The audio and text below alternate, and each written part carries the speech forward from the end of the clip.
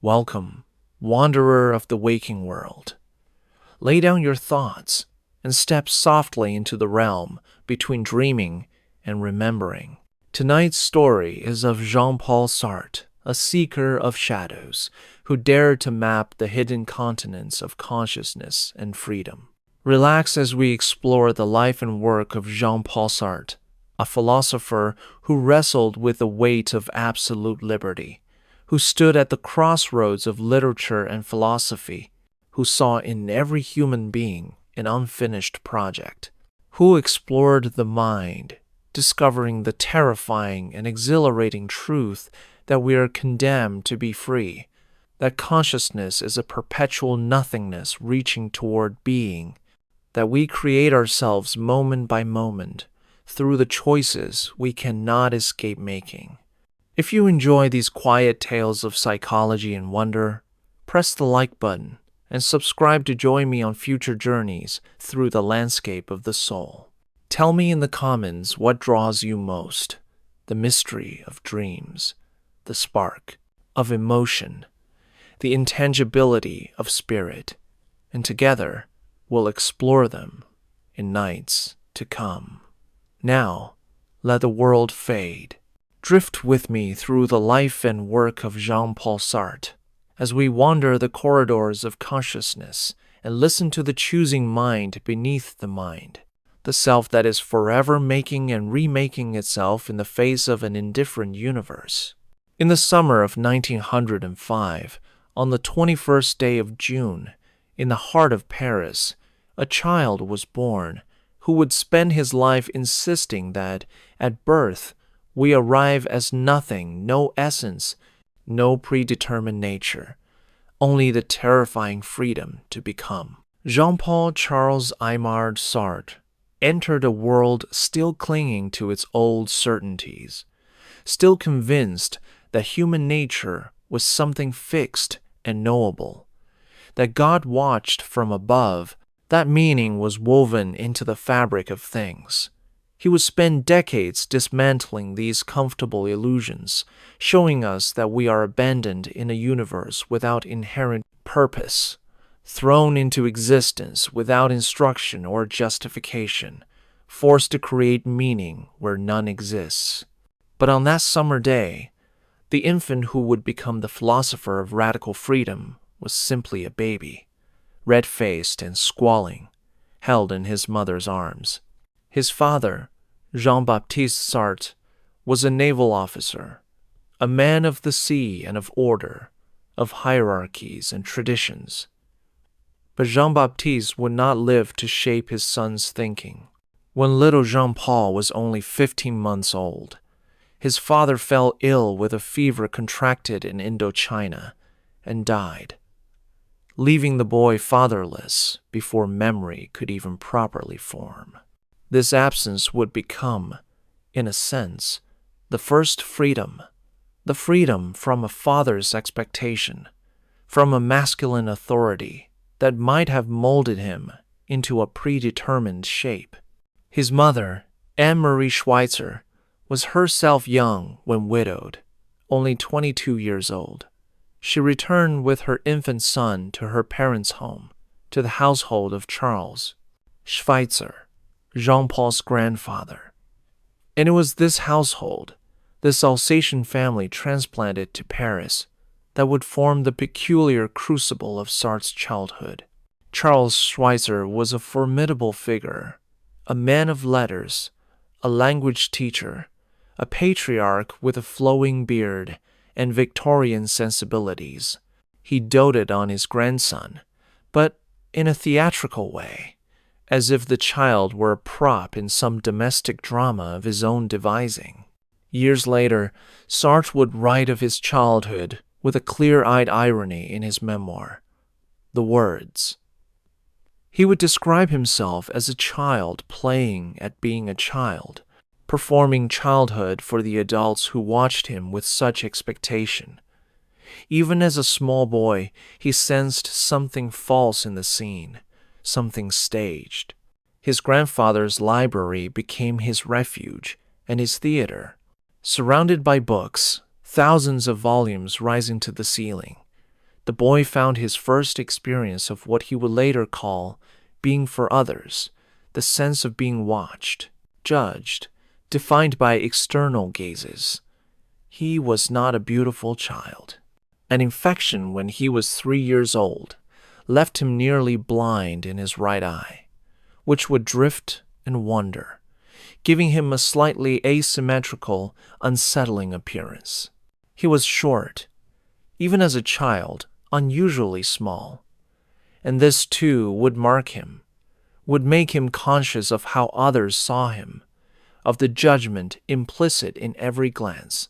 In photographs from his youth, you see a serious little boy, formal in his dress, with that characteristic wall-eyed gaze, looking simultaneously vulnerable and defiant. His mother, Anne-Marie, was his companion in those early years, almost more like an older sister than a mother. She read to him, played with him, treated him with a tender affection unmarked by the usual parental authority. Later, Sartre would reflect on how this relationship too shaped his sense of freedom. His mother made few demands, imposed little discipline, allowed him to exist in a space of unusual autonomy for a child of his era. But there was also something missing, some necessary resistance against which a self might form itself. He was adored, but not quite seen, loved, but perhaps not known. Books became his reality, more real than the material world. While other children played in the Luxembourg gardens, Jean-Paul lived in the adventures he read. He devoured everything adventure, novels, mythology, philosophy, literature, far beyond his years. His grandfather encouraged this, seeing in the boy a fellow intellectual, a successor to his own scholarly legacy. But Charles also imposed upon the child a certain image, a role to play. "You are a genius," the grandfather seemed to say. "You are special, chosen, destined for greatness." And the boy learned to perform this role, even as some part of him recognized it as a costume, a form of what he would later call bad faith. When Jean-Paul was 10 years old, his mother remarried. The man was Joseph Mancy, an engineer, practical and stolid, the opposite of the theatrical Schweitzer household.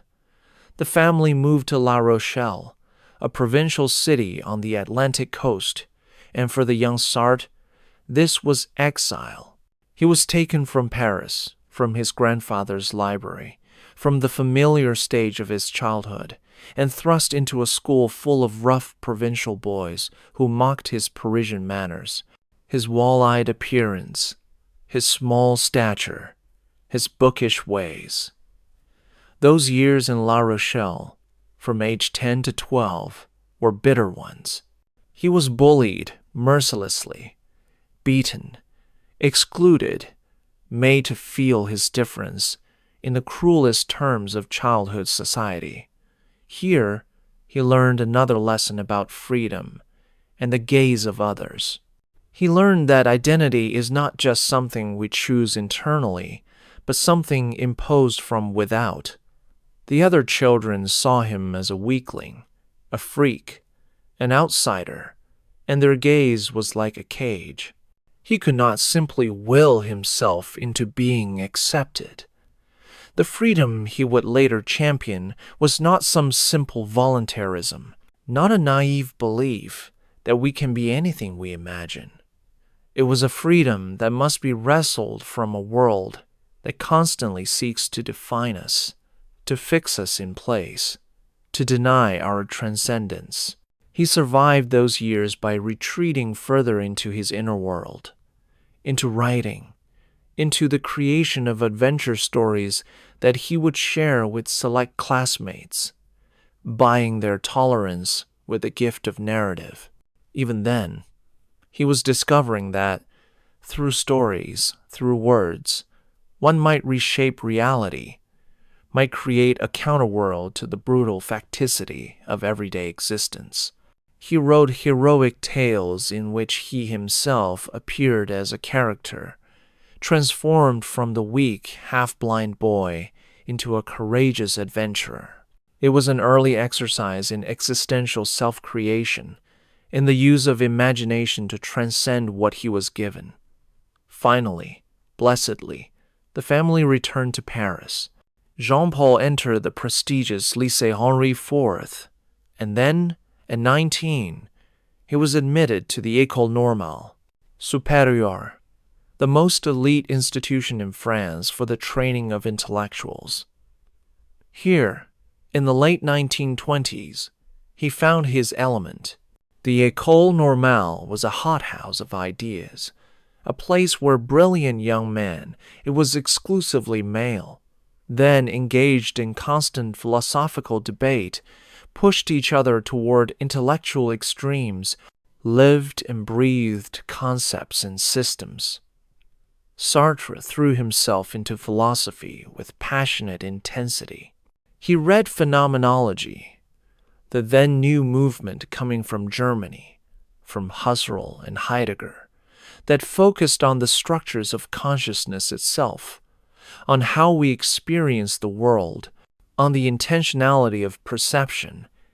He read Descartes and Kant, Hegel and Marx. He studied with teachers who introduced him to the cutting edge of European thought, and he began to develop his own questions, his own dissatisfactions with the philosophies he encountered. At the École Normale, he met the people who would shape his adult life. There was Paul, Nizan, his closest friend, a fellow student who was brilliant, committed, eventually drawn toward communism and political engagement. Nizan would die young, killed in the early days of World War II, and Sartre would carry the weight of that loss, the incompleteness of that friendship, for the rest of his life.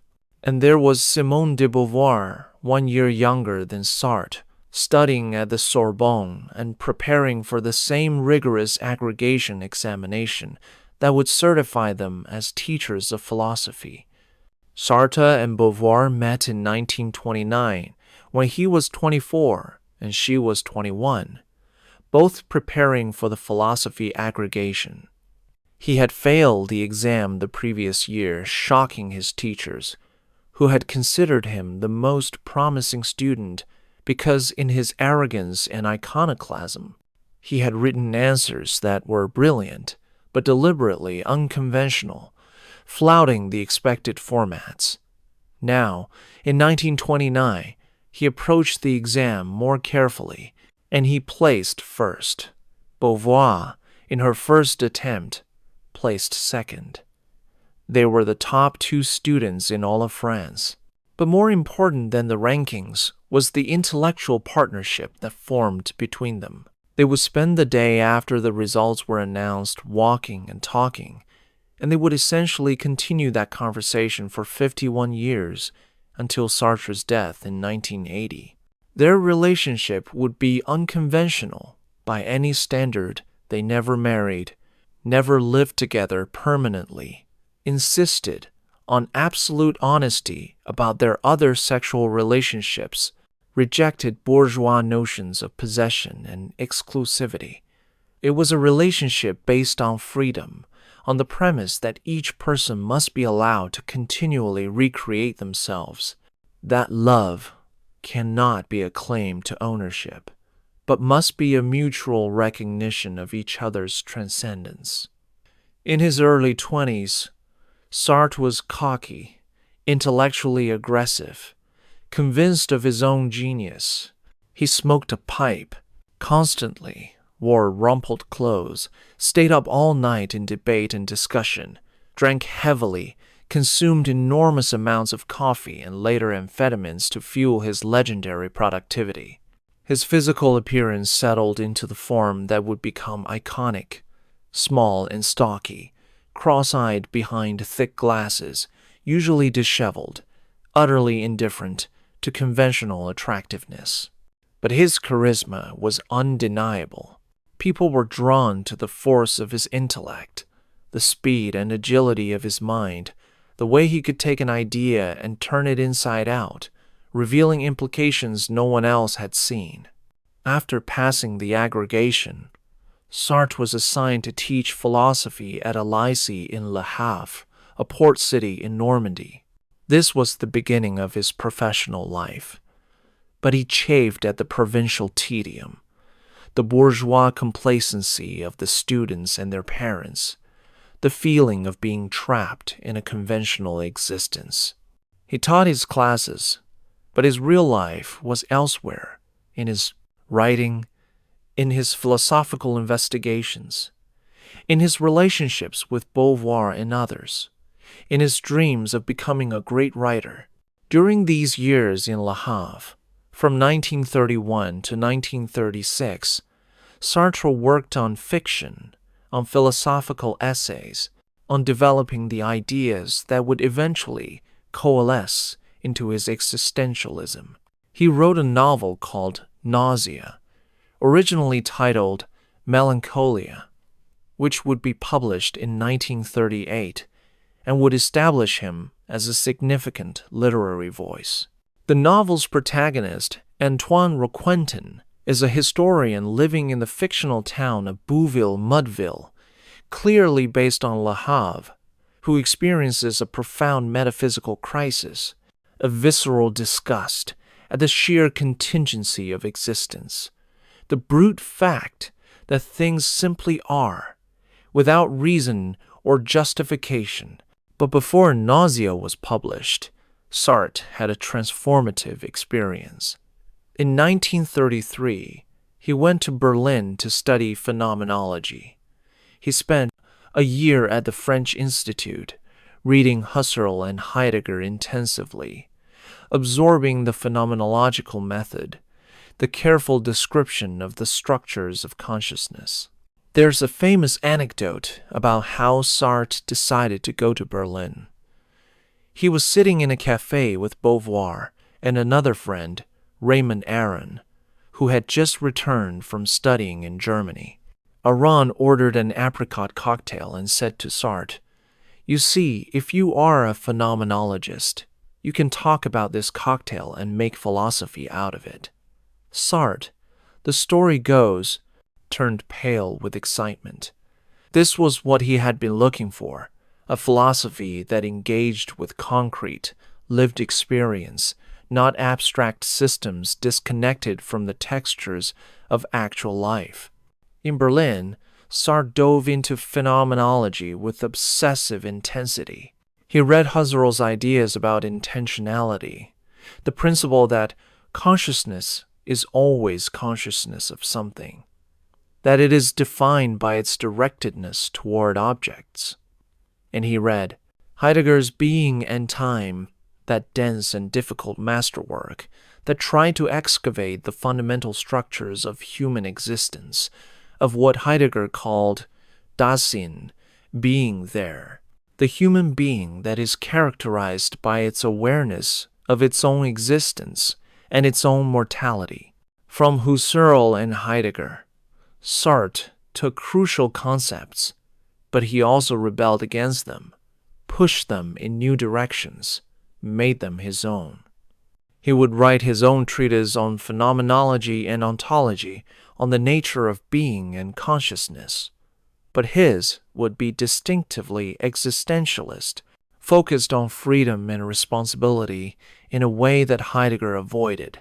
Where Heidegger remained abstract, speaking of being with a capital B, Sartre would be concrete, speaking of the anguish of choice, the bad faith of self-deception, the gaze of the other person in the cafe.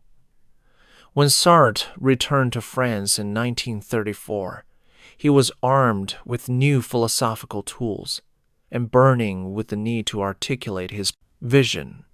Over the next few years, while teaching at various lycées, he wrote prolifically. He produced philosophical essays, including The Transcendence of the Ego, in which he challenged Husserl's notion of a transcendental ego, arguing instead that consciousness is impersonal, that the ego is not an inhabitant of consciousness, but a construct of reflection. He worked on nausea, refining its portrayal of existential revelation, the moment when the protagonist sees through all the comfortable stories humans tell themselves and confronts the raw, absurd facticity of existence. Then came the war. In September 1939, when Germany invaded Poland and France declared war, Sartre was drafted into the French army. He served as a meteorologist, a job that was not particularly dangerous or demanding, and he used his ample free time to continue reading and writing. He kept notebooks. He wrote letters to Beauvoir. He worked on the massive philosophical treatise that would become Being and Nothingness. For Sartre, even the catastrophe of war became material for reflection, an occasion to think about freedom, facticity, and being with others. In June 1940, France fell with shocking speed. Sartre was taken prisoner by the Germans and spent 9 months in a prisoner of war camp. Even here, in captivity, his philosophical convictions were tested and refined. He found himself in a situation of radical unfreedom, imprisoned, constrained by physical barriers and armed guards. Yet even here, he maintained, he was free to choose his attitude, his responses, his projects. He organized theatrical performances in the camp, wrote a play for Christmas that smuggled in themes of resistance, maintained his intellectual life under conditions of deprivation. He was released in March 1941, thanks to a forged medical certificate claiming partial blindness. He returned to occupied Paris and took up teaching again, now at another lycée. And he did something that would later trouble his reputation. He signed a document required of all civil servants under the Vichy regime, essentially a loyalty oath and a statement that he was not Jewish.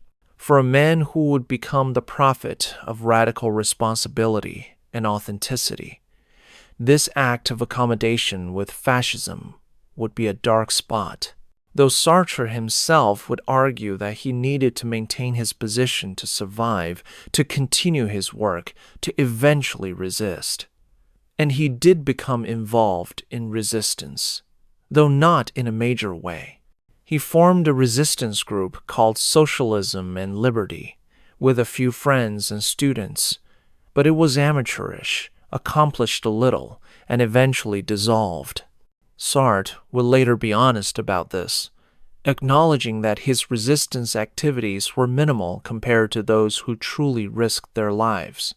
But the experience of the occupation, of living under totalitarian control, of seeing collaboration and resistance, deepened his thinking about freedom, responsibility, and political engagement. During the war years, particularly from 1940 to 1943, Sartre wrote his magnum opus, Being and Nothingness. It was an enormous book, over 700 pages in the French edition, dense with phenomenological analysis and ontological argument.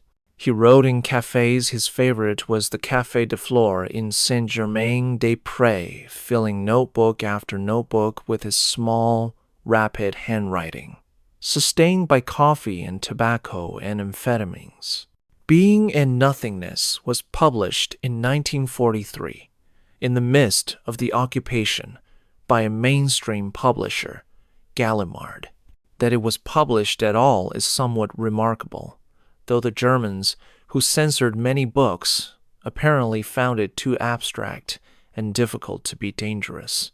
The book did not immediately reach a wide audience. It was difficult, and wartime was not conducive to leisurely philosophical reading. But among intellectuals, it began to circulate, to be discussed, to establish Sartre as a major philosophical voice. After the liberation of Paris in August 1944, As France emerged from the nightmare of occupation into the difficult freedom of reconstruction, Sartre's philosophy of freedom and responsibility found its moment. In October 1945, Sartre gave a public lecture titled "Existentialism is a Humanism." The hall was packed beyond capacity, with people fainting in the crush, police called to control the crowd. Suddenly, Sartre was not just a philosopher's philosopher, but a public intellectual, a cultural phenomenon. Existentialism became fashionable, associated with the cafes and jazz clubs of Saint-Germain-des-Prés, with a certain artistic and intellectual bohemianism, with black turtlenecks and Gauloises cigarettes, and late-night discussions about freedom and authenticity. Sartre himself became famous in a way that few philosophers ever achieve. His face appeared in magazines. He was recognized on the street. He gave interviews, wrote for newspapers, engaged in public debates. He founded, with Beauvoir and others, a literary and political journal called Les Temps Modernes, Modern Times, which became a major venue for existentialist and leftist thought. He wrote plays that were performed to acclaim No Exit, with its famous line, "Hell is other people," and The Flies, a retelling of the Orestes myth as a story of freedom and responsibility. Throughout the late 1940s and the 1950s, Sartre was at the center of French intellectual life. He engaged in passionate debates about politics, about the meaning of freedom under conditions of economic oppression, about the relationship between existentialism and Marxism. He struggled to reconcile his belief in individual freedom with his growing conviction that collective action and social transformation were necessary. He was drawn toward communism, toward the French Communist Party, though he never joined, maintaining what he called a position of fellow traveler. His relationship with communism was tortured and complex. On one hand, he admired the communist commitment to social justice, to the overthrow of capitalist exploitation, to solidarity with the oppressed. On the other hand, he could not accept the communist denial of individual freedom, the subordination of the person to the party, the historical determinism that seemed to negate the very liberty he had spent his life championing. He wrote an enormous book, Critique of Dialectical Reason, attempting to synthesize existentialism and Marxism, to show how individual freedom and collective praxis could coexist, to develop what he called a Marxist humanist philosophy. In 1952, his friendship with Albert Camus ended in a bitter public quarrel. Camus, who had been a friend and ally, published a book called The Rebel that criticized revolutionary violence and totalitarian communism. Sartre, who was at that time more sympathetic to the Soviet Union and to revolutionary movements, allowed his journal Les Temps Modernes to publish a harsh review of Camus' book. The two men exchanged open letters, each accusing the other of betrayal, of philosophical error, of moral blindness. They never reconciled. Camus died in 1960 in a car accident, and Sartre was left with the weight of that unresolved rupture. The 1950s and 60s saw Sartre increasingly engaged with global politics, with anti-colonial struggles, with revolutionary movements. He supported the Algerian fight for independence from France, a controversial stance that made him the target of right-wing violence. His apartment was bombed twice. He traveled to Cuba and met with Fidel Castro, wrote admiringly of the Cuban Revolution. He went to the Soviet Union multiple times, though he would eventually break with the Soviets after their invasion of Hungary in 1956, and later their invasion of Czechoslovakia in 1968. He became involved with the anti-war movement against American intervention in Vietnam, organizing an international war crimes tribunal, the Russell Tribunal, to document and condemn American actions. He supported the student uprisings in Paris in May 1968, that explosion of youthful rebellion against authority, against bourgeois values, against the ossification of French society. Though he was 63 years old by then, he joined the students in the streets, gave speeches, edited their publications. Throughout these years of political engagement, Sartre continued to write. He produced a 3-volume biographical study of Gustave Flaubert, the family idiot, attempting to understand how a person becomes a writer, how individual freedom operates within the constraints of family, class, and historical moment. It was a massive work, obsessively detailed, never quite finished. He wrote his autobiography, The Words, covering only his childhood, analyzing how he had been shaped by the myths of literature and genius, by the gaze of adults, by the theater of his grandfather's house. His personal life remained unconventional. His relationship with Beauvoir continued as the central partnership of his life, but both of them had numerous other relationships, some brief, some lasting. Sartre had affairs with many women, some of them his students, relationships that today would be considered ethically problematic given the power differential. He adopted a young Algerian woman, Arlette El Kaim, in 1965, making her his legal heir, a move that hurt Beauvoir and others who had been close to him. In his later years, Sartre's health declined. He had always abused his body, smoking 3 packs a day, drinking heavily, taking amphetamines, sleeping little, eating poorly. By the 1970s, he was suffering from the accumulated damage. His eyesight, never good, deteriorated further until he was nearly blind. He had difficulty walking. His mind remained sharp, but his body was failing. In 1964, he was awarded the Nobel Prize in Literature, and he refused it.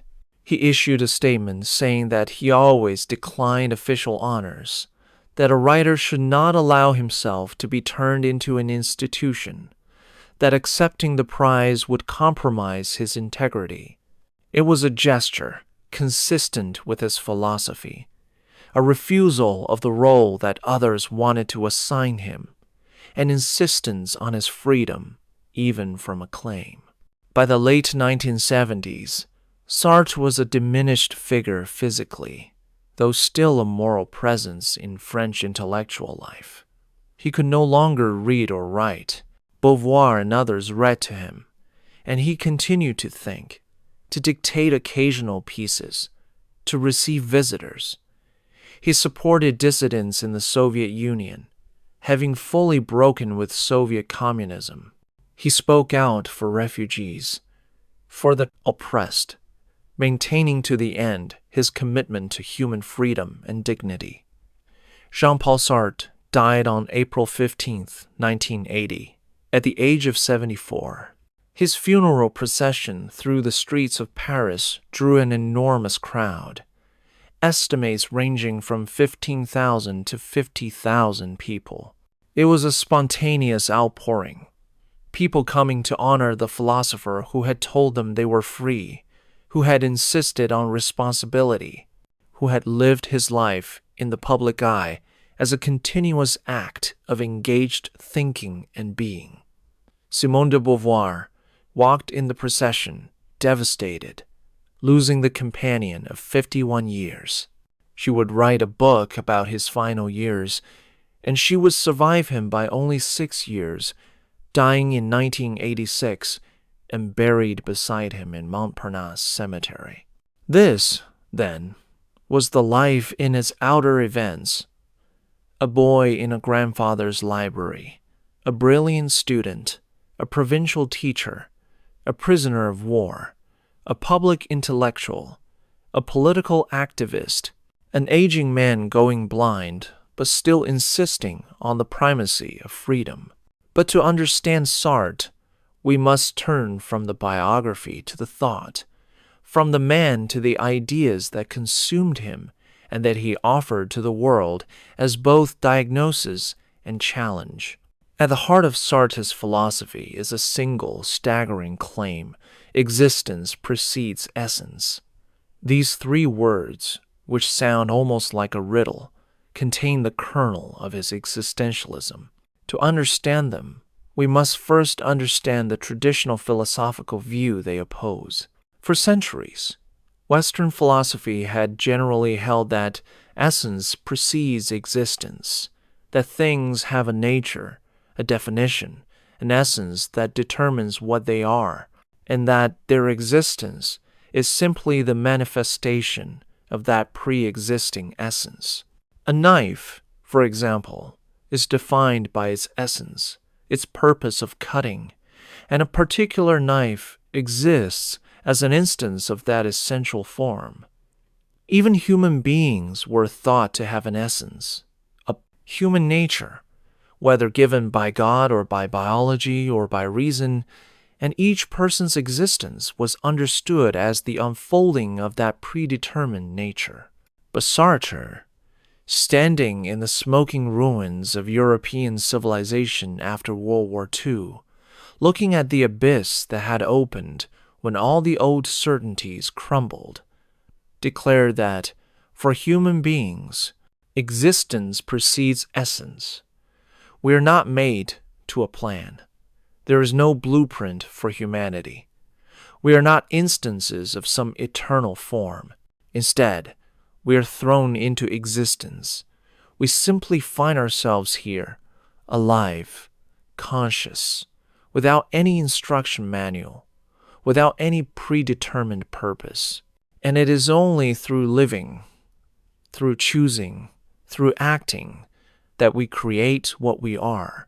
Our essence is not a given but a project, not a foundation but an achievement, always provisional, always open to revision. This is what Sartre means when he says that man is condemned to be free. We do not choose to be free. We simply are free, whether we like it or not. Freedom is not something we possess, but something we are. Consciousness itself is freedom, because consciousness is not a thing, not a substance, but an activity, a perpetual reaching beyond what is toward what might be. To be conscious is to be always already transcending the given situation, imagining alternatives, projecting possibilities. Sartre analyzes consciousness with the tools of phenomenology, carefully describing its structures as we actually experience them. And what he discovers is that consciousness is fundamentally negative. It is characterized by what he calls nothingness. This sounds mystical or paradoxical, but Sartre means something quite precise. Consciousness is not a positive content, not a collection of mental furniture. It is rather a gap, a distance, a separation from being. When I am conscious of this table, I am not the table. There is a nothingness between me and it, the nothingness of not being the table. And crucially, when I am conscious of myself, I am not identical with myself. There is a gap, a distance within me, the distance of reflection, the space that allows me to question myself, to judge myself, to imagine myself otherwise. This internal nothingness is the source of freedom. Because I am not identical with what I am, because there is always a gap between my past actions and my present consciousness, I am never fully determined by what I have been. I can always, in principle, choose differently. The coward can become brave. The dishonest person can become honest. Not easily, not without cost, but in principle, the possibility is always there. Because consciousness is not a fixed thing, but a perpetual surpassing. Sartre distinguishes between two modes of being, which he calls being in itself and being for itself. Being in itself is the mode of things, of objects that simply are what they are. A stone is a stone, fully identical with itself, complete, without lack or surplus, without consciousness or freedom. Being for itself is the mode of consciousness, which is never identical with itself, always reaching beyond itself, characterized by lack and desire and possibility. Human reality is being for itself, condemned to never achieve the solid self-identity of a thing. And yet, paradoxically, consciousness longs for the solidity of being in itself. We want to be something definite, to have a fixed identity, to escape the vertigo of freedom. We want to be the way a stone is, complete and settled. But consciousness can never achieve this.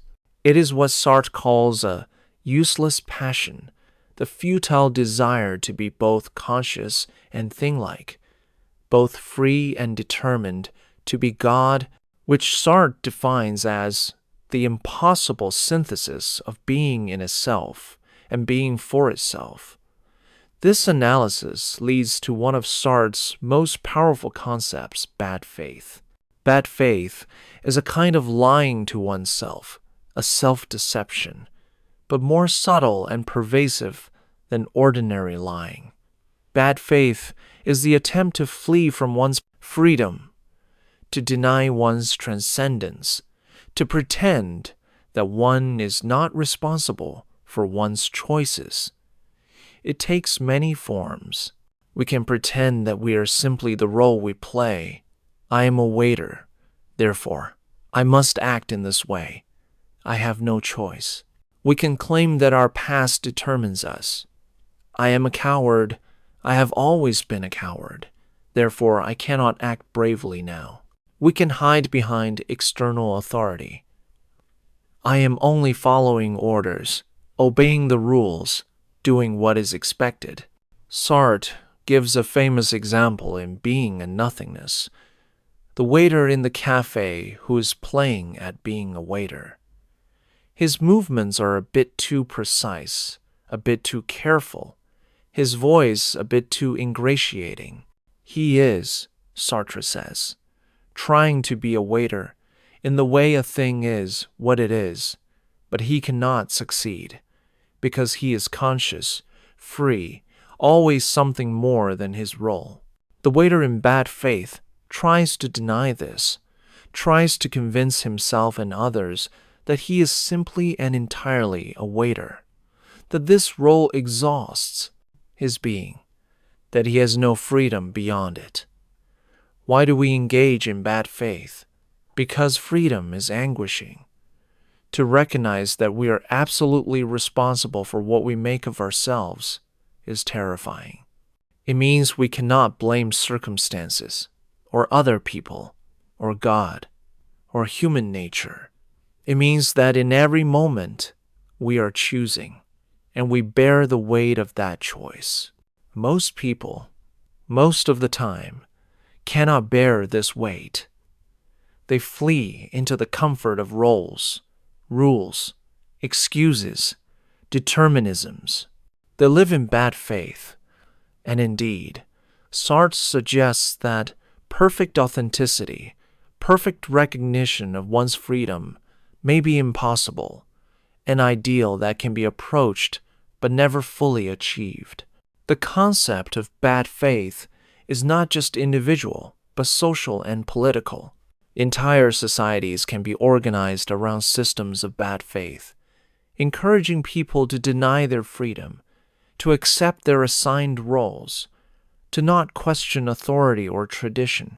The bourgeoisie, in Sartre's analysis, is particularly invested in bad faith, in pretending that social hierarchies are natural, that property relations are eternal, that current arrangements are necessary rather than contingent, chosen, changeable. But Sartre does not stop with the analysis of the isolated individual consciousness. Human reality is not solitary but social. And here we encounter one of his most unsettling insights, the problem of the other person. In Being and Nothingness, Sartre devotes extensive analysis to the encounter with another consciousness, and he portrays it as fundamentally conflictual. His famous example is the look or the gaze. Imagine, Sartre says, that I am alone in a park, and I am curious about what is happening in a nearby house, so I crouch down and peer through a keyhole. In this moment, I am pure subjectivity, pure for itself, absorbed in my project of looking, unself-conscious. But suddenly, I hear footsteps behind me. Someone else is there. I'm being looked at. In that instant, everything changes. I am no longer pure subject, but become object, seen from the outside, judged by the other's gaze. I feel shame because I recognize myself as the other sees me as a voyeur, a person spying through a keyhole. The other's gaze alienates me from myself, transforms me from subject to object. This is the fundamental structure of being with others, in Sartre's analysis. The other is always a threat to my subjectivity, because the other's gaze objectifies me, turns me into a thing, fixes me with definitions and judgments, and I do the same to the other. We are locked in a struggle, each trying to maintain our subjectivity while reducing the other to object status. This is why, in Sartre's play No Exit, one of the characters declares that hell is other people, not because people are cruel necessarily, but because the very existence of another consciousness is an alienation, a challenge to my freedom, a gaze that judges and objectifies me. Love, in this framework, is a complex and paradoxical project. When I love someone, I want them to love me in return. But what does this mean existentially? It means I want the other to freely choose to make me the center of their world, to see me as the ultimate value. But this creates a paradox. If the other freely chooses me, then they could also freely unchoose me. Their freedom is a constant threat to my security. But if I somehow constrain or manipulate them into loving me, then it is not authentic love, because it is not freely given. Love is, in Sartre's stark analysis, either a futile attempt to possess another's freedom, or an insecure reliance on a freedom that could always turn away. This portrait of human relations is bleak, and Sartre has been criticized for it. His portrayal of love, friendship, and community seems to allow little room for genuine mutual recognition, for solidarity, for the joy of shared experience. Beauvoir would later offer a more optimistic account, suggesting that authentic love is possible if both partners recognize each other's freedom and support each other's projects. And Sartre himself, in his later work, would struggle to develop a more positive account of collective action and solidarity, particularly in his attempts to reconcile existentialism with Marxism. But in Being and Nothingness, written during the dark years of occupation, the emphasis is on conflict, alienation, the struggle for recognition. And there is something honest in this bleakness, something that captures real aspects of human interaction, the way we do judge each other, the way we do feel exposed and vulnerable under another's gaze, the way relationships do involve negotiations of power and freedom. Sartre's phenomenology of desire and the body is equally unflinching. Desire, sexual desire, is not simply a biological drive, but an existential project. When I desire another person, I desire not just their body as a thing, but their embodied consciousness, their freedom as incarnate. But desire seeks to possess what cannot be possessed, the other's subjectivity.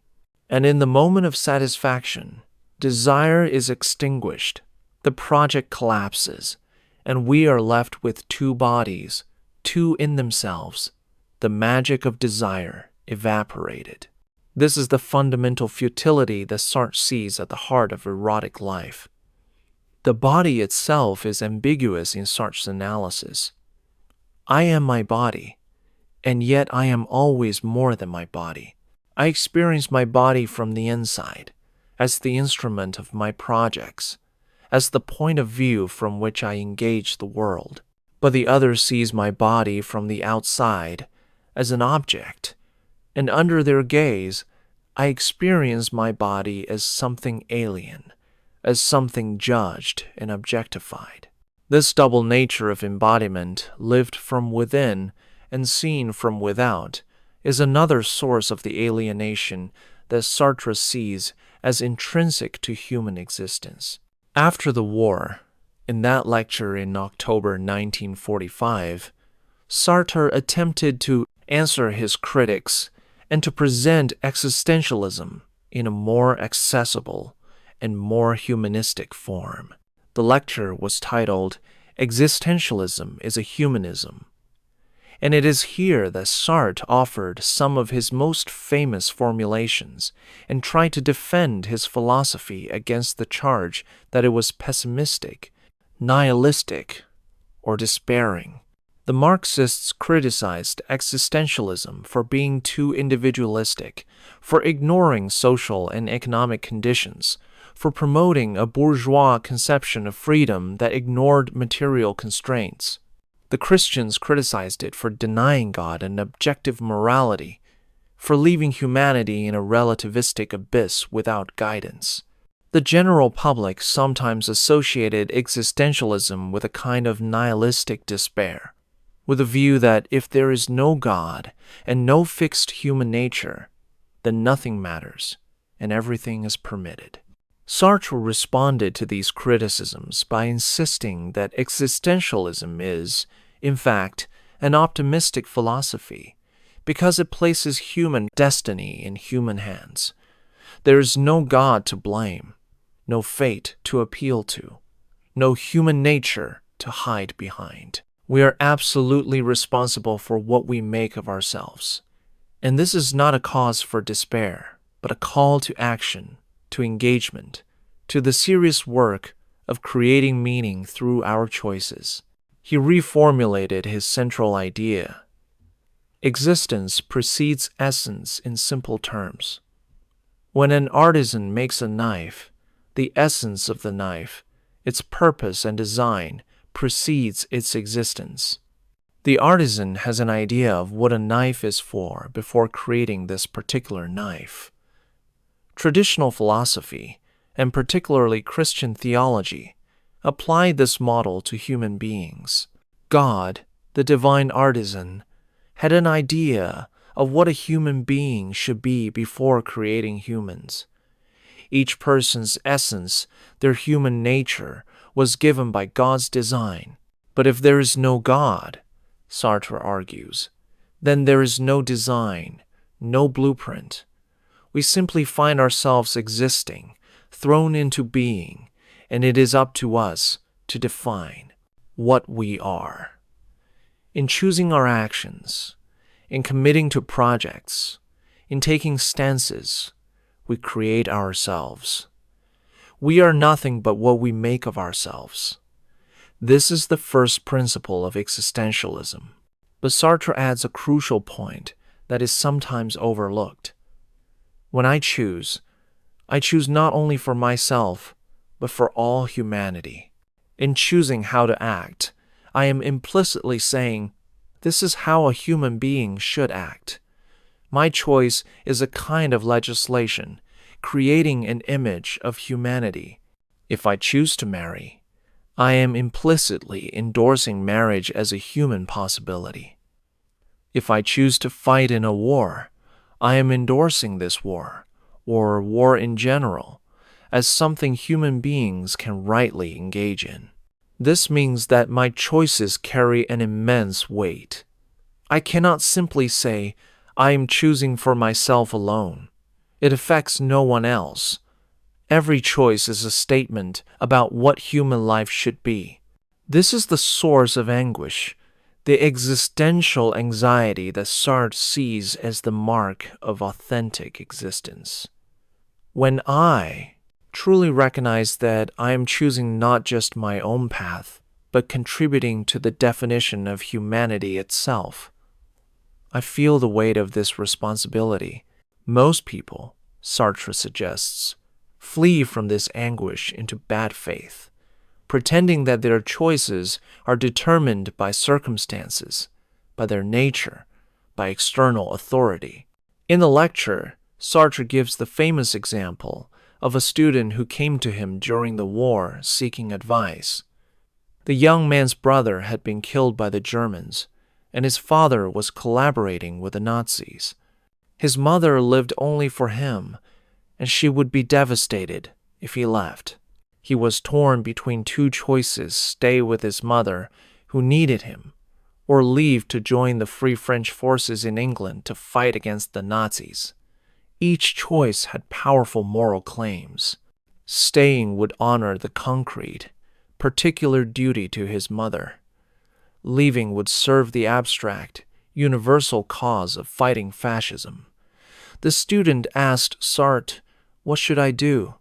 And Sartre's answer was stark. "I cannot tell you. No moral theory, no set of rules can resolve this dilemma. Christian morality might say to honor your mother, but also to fight evil. Kantian ethics might emphasize universal duty, but which duty? Utilitarian calculation might try to weigh consequences, but how can you measure the suffering of one mother against the contribution of one soldier to a vast war effort? The student, Sartre insisted, must choose, and in choosing, he will create the meaning of his choice. There is no external authority, human or divine, that can relieve him of this responsibility. Critics responded that this was a refusal to give moral guidance, an abandonment of ethics. But Sartre argued that it was the only honest response. To pretend that there is a clear answer, a rule that determines the choice, would be bad faith. The anguish of freedom is precisely that we must choose without guarantees, without certainty, and that we bear absolute responsibility for our choices. But does this mean that all choices are equal, that there is no basis for morality? Sartre insisted that this was not the case. While we cannot appeal to God or to a fixed human nature, we can recognize that certain choices are in bad faith, attempts to deny freedom, and that authenticity requires us to recognize and respect freedom, our own and others. An ethics emerges from existentialism, though not a traditional ethics of rules and commandments. It is an ethics of authenticity, of creative freedom, of commitment and engagement. In choosing, we must choose freely, without hiding behind excuses or determinisms. We must take responsibility for our choice, acknowledging it as ours. And we must, in some sense, with freedom itself as the ultimate value, recognizing that any attempt to deny freedom, whether our own or others, is a fundamental betrayal of human reality. This is why Sartre could be both a champion of individual freedom and a political activist. Freedom is not just individual, but collective, not just a private matter, but a public concern. If I am to be free, I must also will the freedom of others. because my freedom is always situated among other freedoms. In a society marked by oppression, exploitation, and injustice, individual freedom is constrained and distorted. Authentic freedom requires changing the social conditions that limit freedom. This is the path that led Sartre toward Marxism, though his relationship with Marxism was always tense and ambivalent. In the 1950s, as he struggled to articulate a political philosophy consistent with his existentialism, he read Marx seriously and tried to integrate Marxist analysis of social and economic structures with existentialist emphasis on freedom and subjectivity. He wrote the Critique of Dialectical Reason, an enormous and difficult book that attempted to show how individual actions, individual freedoms, aggregate into collective structures and historical forces, and how these structures then constrain and enable individual action. Sartre distinguished between what he called the practical inert and praxis. Praxis is human action, the free activity of individuals and groups shaping the world according to projects. But praxis sediments into the practical inert, the already made, the accumulated products of past actions that now form the material and social environment we inherit. Economic systems, institutions, traditions, built environments, these are practical inert, and they constrain what we can do, limiting our freedom. But Sartre insisted that even the practical inert is the product of praxis, of human action, and it can be transformed by praxis. History is not a deterministic process unfolding according to iron laws. It is the result of human actions, individual and collective, and it is open to intervention, to revolution, to transformation. This was Sartre's way of holding together existentialist freedom and Marxist attention to material conditions and class struggle. But the synthesis was unstable, and Sartre himself seemed to recognize its difficulties. How can we maintain the absolute freedom of consciousness and also acknowledge the real constraints of poverty, oppression, ideology? How can we insist on individual responsibility and also recognize the power of social structures? Sartre's later work circles around these questions without fully resolving them, and some critics argue that the tensions in his thought simply reflect the real tensions in human existence, the paradoxes of being free yet situated, of being responsible yet constrained. Sartre's influence on psychology and therapy, though indirect, has been significant. Existential psychology and psychotherapy draw heavily on his concepts, even when they also draw on other existentialist thinkers like Kierkegaard, Heidegger, and Buber. Therapists in the existential tradition emphasize responsibility, authenticity, the confrontation with freedom and finitude, the challenge of creating meaning in an absurd world. The existential therapist does not see the patient as suffering from a disease to be cured, but as a person facing the fundamental challenges of existence, death, freedom, isolation, meaninglessness. Symptoms like anxiety or depression are not merely pathologies, but can be understood as responses to existential realities, perhaps even as signs of authenticity, a refusal of bad faith, a recognition that the comfortable stories we tell ourselves are inadequate. In therapy, the patient is encouraged to take responsibility for their choices, to recognize that they are not simply passive victims of circumstances or biology or unconscious forces, but active agents shaping their lives.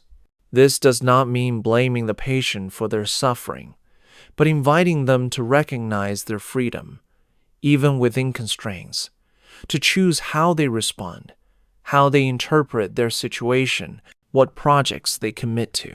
The concept of bad faith is particularly useful clinically. People often come to therapy trapped in roles, in self-definitions that constrain them. I am a failure. I am unlovable. I am weak. These are forms of bad faith, attempts to achieve the solid identity of a thing, denying the freedom to change, to become other. The therapist's task is to help the person recognize these self-definitions as choices, not facts, and to explore the possibility of choosing differently. Similarly, the Sartrean emphasis on the gaze and the other illuminates the social dimensions of psychological suffering. Much anxiety and shame comes from feeling objectified by others' gazes, from the sense that we are being judged, defined, fixed by how others see us. Understanding this dynamic can help patients recognize that while they cannot control others' perceptions, they can choose how to respond, whether to internalize those judgments or to assert their own self-definition. Sartre's influence extends beyond explicitly existential therapy into broader humanistic psychology, which emphasizes personal growth, self-actualization, and the unique subjective experience of the individual. Figures like Rollo May, Viktor Frankl, and Irvin Yalom have drawn on Sartrean themes to develop therapeutic approaches that take seriously the questions of meaning, freedom, and authenticity. Viktor Frankl, a Holocaust survivor who founded logotherapy, emphasized the human search for meaning as the fundamental drive, echoing Sartre's view that we must create meaning through our choices and commitments. Frankl famously said that between stimulus and response there is a space, and in that space is our power to choose our response. This is a deeply Sartrean idea, even in the most constrained circumstances. Even in a concentration camp, consciousness retains a kernel of freedom, the ability to take a stance toward one's situation. Irvin Yalom, in his book Existential Psychotherapy, systematically applies existentialist concepts to clinical practice. He identifies 4 ultimate concerns that underlie much psychological distress: death, freedom, isolation, and meaninglessness. Each of these concerns relates directly to Sartrean themes. Death is the ultimate limit, the one fact we cannot change, and confronting our mortality can lead to either despair or an authentic commitment to living fully. Freedom, as Sartre insisted, is anguishing, and many patients suffer not from lack of freedom, but from the burden of too much responsibility, too many choices. Isolation, the existential aloneness of being a separate consciousness, echoes Sartre's analysis of the unbridgeable gap between self and other. And meaninglessness is the starting point for the existentialist project of creating meaning through action. Sartre's literary work also contributed to the dissemination of existentialist ideas. His novels and plays dramatized philosophical concepts in concrete, emotionally resonant ways. Nausea, his first novel, portrays the protagonist's visceral realization of the contingency and absurdity of existence. Antoine Roquentin, sitting in a park, looking at the root of a chestnut tree, experiences a sickening revelation that things simply are, that there is no reason or justification for existence, that the root, the tree, himself, the world, all of it is radically contingent, could just as easily not exist. This nausea is not a pathological symptom, but a metaphysical insight, a seeing through of all the comfortable stories and categories that usually shield us from the raw facticity of being. No Exit is perhaps Sartre's most famous play, a one-act drama in which 3 people are confined together in a room, which they eventually realize is hell. There is no physical torture, no demons.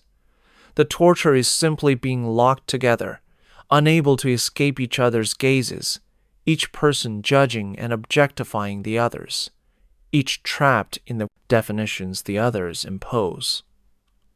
Garson cannot escape Inez's judgment that he is a coward. Estelle cannot escape Inez's desire or Garson's rejection.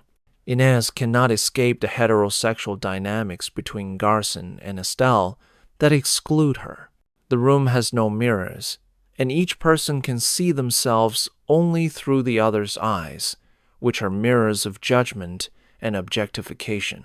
Hence the famous line, "Hell is other people." But Sartre later clarified that this line is often misunderstood.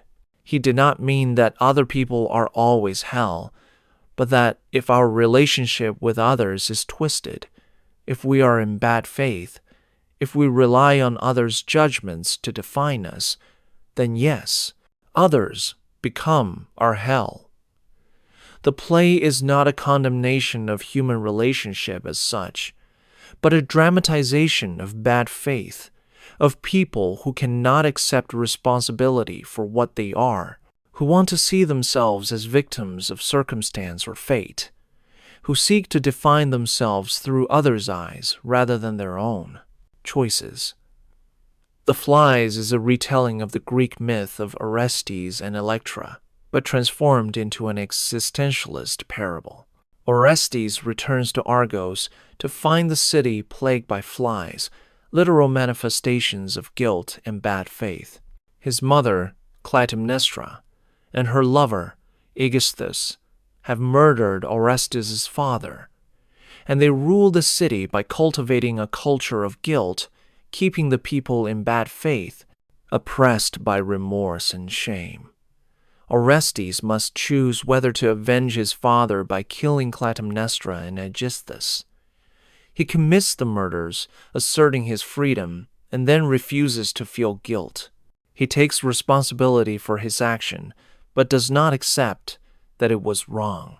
In the end, he leaves the city, drawing the flies with him, liberating the people from their bad faith, even as he accepts the burden of his deed.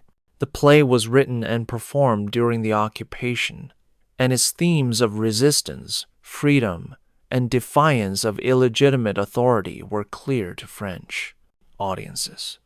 But it also dramatizes Sartre's philosophical points.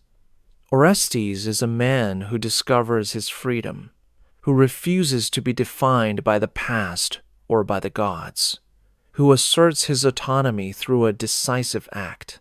Sartre's later play, The Condemned of Altona, set in post-war Germany, explores themes of guilt, bad faith, and the evasion of responsibility. The protagonist, Franz, is a former Nazi officer who has locked himself in a room for years, refusing to confront what he did during the war. He has constructed an elaborate fantasy world to avoid facing his guilt. The play is a study in bad faith, showing how people construct defenses, narratives, and self-deceptions to avoid the anguish of freedom and responsibility. Through these plays, Sartre reached audiences who might never have read Being and Nothingness. The plays are accessible, dramatically powerful, and they embody philosophical ideas and human characters and conflicts. This was Sartre's achievement as a dramatist of personal consciousness. He could move between the dense phenomenological analysis of his philosophical treatises and the concrete, emotionally charged world of literature, each mode illuminating the other. Sartre's relationship with Simone de Beauvoir deserves attention not only as biographical detail, but as a philosophical partnership. Beauvoir was not merely Sartre's companion, but a major thinker in her own right, and the development of existentialist thought was genuinely collaborative, even as both of them also pursued independent projects. Beauvoir's The Second Sex, published in 1949, applied existentialist concepts to the analysis of women's oppression. She argued that women have been constructed as the other in relation to men, who define themselves as the subject, the norm, the universal. Women are defined by their difference from this male norm, seen as bodies, as nature, as immanence rather than transcendence. Women are told they have a fixed nature. They are nurturing, emotional, irrational, and this supposed nature is used to justify limiting their freedom, confining them to roles of wife and mother.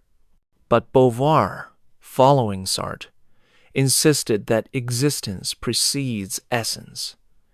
Women are not born, but become women through socialization, through the imposition of roles and expectations. There is no female nature that determines women's capacities or rightful place. Women, like all human beings, are free, and the task is to claim that freedom, to transcend the limitations imposed by patriarchal society, to engage in projects of self-creation. Beauvoir's analysis extended Sartre's ideas and also arguably corrected them. Sartre's account of the conflict between consciousnesses, the struggle of gazes, had been abstract, focused on individual encounters.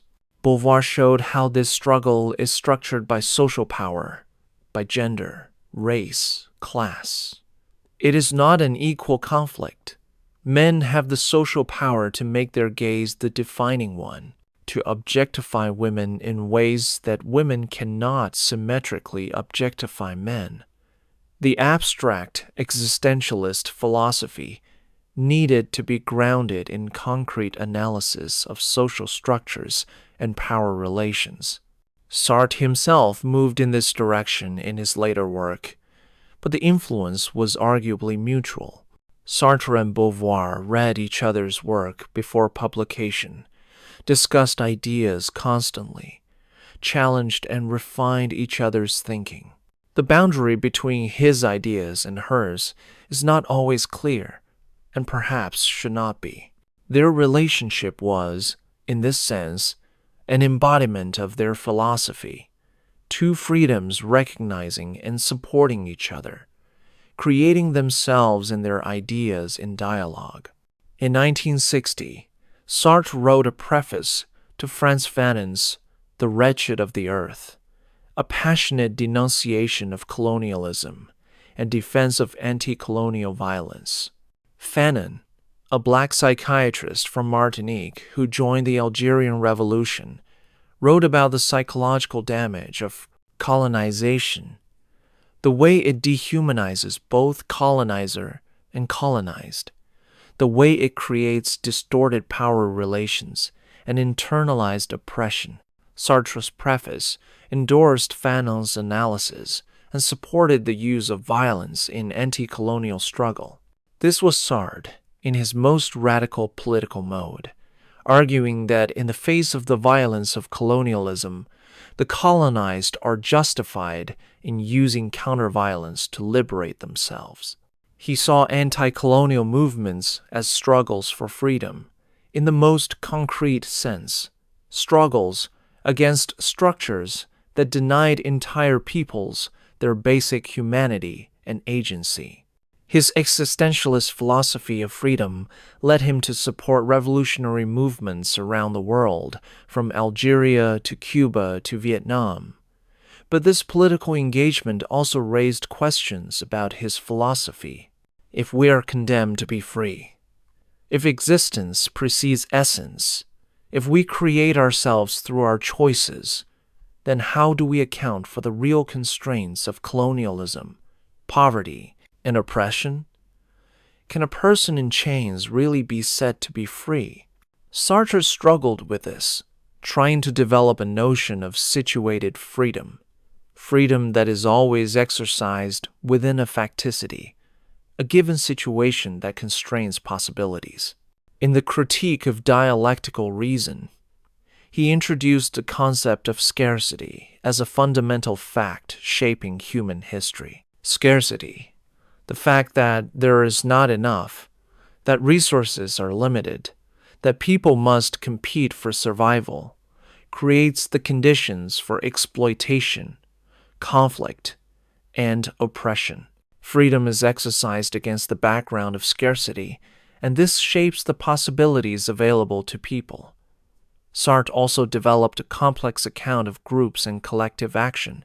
He distinguished between what he called the series, a mere aggregate of individuals, like people waiting at a bus stop, and the group infusion, a collective that emerges when individuals recognize a common project and commit to collective action, like revolutionaries storming the Bastille. The group infusion is a moment of authentic collective freedom, but it is unstable. To maintain themselves, groups develop structures, hierarchies, rules, and eventually they become institutions, part of the practical inert, constraining rather than liberating. This analysis was Sartre's attempt to understand political organizations, parties, and movements in existentialist terms. How does individual freedom relate to collective action? How can a group maintain its commitment to liberation without becoming oppressive itself? These are questions Sartre wrestled with but never fully resolved, and they remain pressing questions for anyone concerned with social change. Sartre's influence extended far beyond philosophy and literature. He became a model of the engaged intellectual, the thinker who does not remain in an ivory tower but intervenes in public debates, takes political stances, risks reputation and safety for the sake of justice. He signed manifestos, gave speeches, marched in demonstrations, used his fame as a platform for causes he believed in. This model of intellectual engagement has been both inspiring and controversial. Some see Sartre as a hero who used his privilege and visibility to support the oppressed. Others criticize him for political naivete, for sometimes supporting authoritarian regimes in the name of anti-imperialism, for allowing his political commitments to override critical judgment. His relationship with Soviet communism, in particular, is troubling. Even after evidence of Stalin's purges and the Soviet repression of dissent, Sartre was slow to fully break with the USSR, and when he did criticize Soviet actions, he sometimes qualified his criticisms in ways that suggested moral relativism. But perhaps these contradictions are themselves instructive. Sartre, like everyone, was situated, limited, imperfect. He struggled to live according to his own principles of authenticity and freedom, and he did not always succeed. He was brilliant and also flawed, courageous and also sometimes wrong. His life and work together form a kind of case study in the difficulties of authentic existence, the challenges of maintaining intellectual and moral integrity while engaged in the messy business of political action. One of the most moving aspects of Sartre's later life was his acknowledgement of his own failures and contradictions. In interviews and conversations, he reflected critically on his own past choices, on his political misjudgments, on his relationships. He did not claim to have achieved authenticity or to have escaped bad faith. Instead, he presented himself as still struggling, still trying, still a project in progress. This humility, this ongoing self-questioning, is perhaps more consistent with his philosophy than any claim to have succeeded would be. The self is not an achievement, but a task, and it is never complete. Until the moment of death, we are, always in the process of becoming, always choosing, always responsible. And even death, Sartre argued, does not close the book definitively. Our life's meaning continues to be shaped by how others remember us, interpret us, take up our projects or abandon them. We cannot control our legacy, cannot determine how we will be judged by future generations. This too is part of the ambiguity and openness of human existence. Let us pause here, in the gentle space between thought and reflection, and turn our attention from the specifics of Sartre's biography and ideas to a broader contemplation. What does it mean to say that we are free? What does it mean to say that existence precedes essence? These are not just abstract philosophical claims, but invitations to see ourselves and our world differently, to recognize something that has always been true, but that we usually avoid facing. Think of a moment when you had to make a difficult choice, when you stood at a crossroads and could not simply follow a rule or obey an authority, when you had to decide for yourself. Perhaps you remember the feeling of it, the weight, the uncertainty, the sense that whatever you chose would define you, at least in that moment. That feeling is what Sartre calls anguish, and it is the mark of recognizing one's freedom. Most of the time, we avoid this feeling. We find reasons why the choice is not really ours, why circumstances determine it, why we have no alternative. But in the moment of genuine choice, these evasions fall away, and we stand alone before the abyss of possibility. Sartre is telling us that this moment is not exceptional, but fundamental. Always, in every moment, we are choosing. Even the choice not to choose is a choice. Even following the rules is a choice to value rule following. Even obeying authority is a choice to recognize that authority as legitimate. We cannot escape responsibility by appealing to something outside ourselves, because in recognizing that external thing as authoritative, we have already made a choice. This is a hard teaching.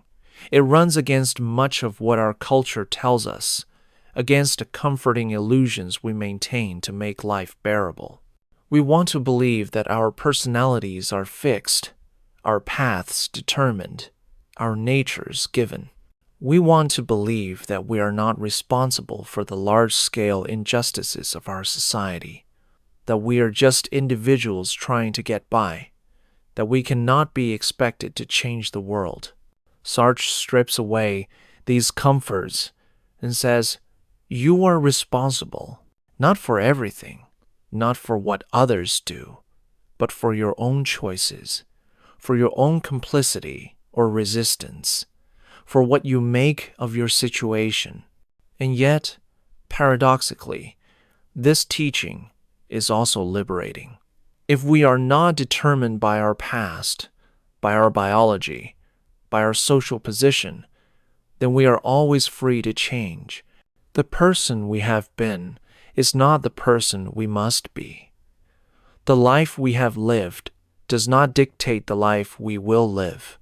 At any moment, we can choose differently, commit to a different project, become someone new. Not easily, not without cost, not without facing the weight of our history, but in principle, the possibility is always there. This is why Sartre's existentialism, despite its bleakness, despite its insistence on the absurdity of existence and the ultimate futility of desire, has inspired so many people. It speaks to something deep in us, the part that refuses to be reduced to a thing, that insists on its own freedom even in the face of overwhelming constraints. It is a philosophy for resistors, for rebels, for anyone who has ever felt that the roles and rules imposed by society do not capture the truth of their being. Consider the concept of bad faith more deeply. Bad faith is not simply lying. It is a peculiar form of self-deception in which we are, in a sense, complicit in our own deception. When I tell myself that I am just a waiter, that I must act in a certain way because that is my role, part of me knows this is false. I am aware that I am free, that I could act otherwise, but I pretend not to know this.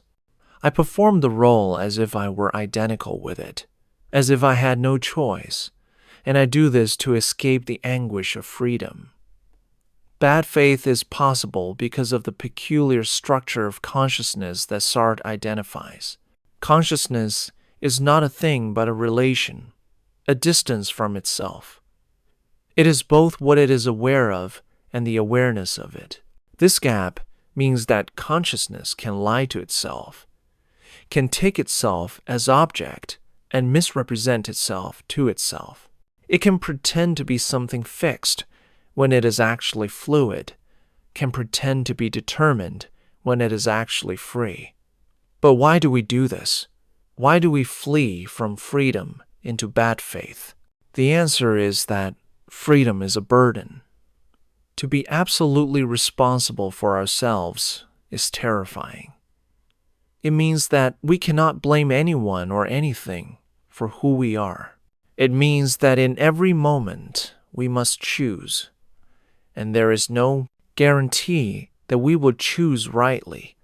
It means that we are alone, ultimately, with our choices, that no one can make them for us or tell us definitively what we should do. Most people, most of the time, cannot bear this weight. They adopt roles, follow rules, obey authorities, immerse themselves in routines. They say, I must do this because of my job, my family, my obligations. And in one sense, this is not false. We do have obligations, roles, responsibilities. But Sartre is pointing out that we have chosen to recognize these obligations, to take on these roles, to accept these responsibilities. There is always a moment of choice that we conveniently forget. And here we arrive at one of the deepest tensions in Sartre's thought.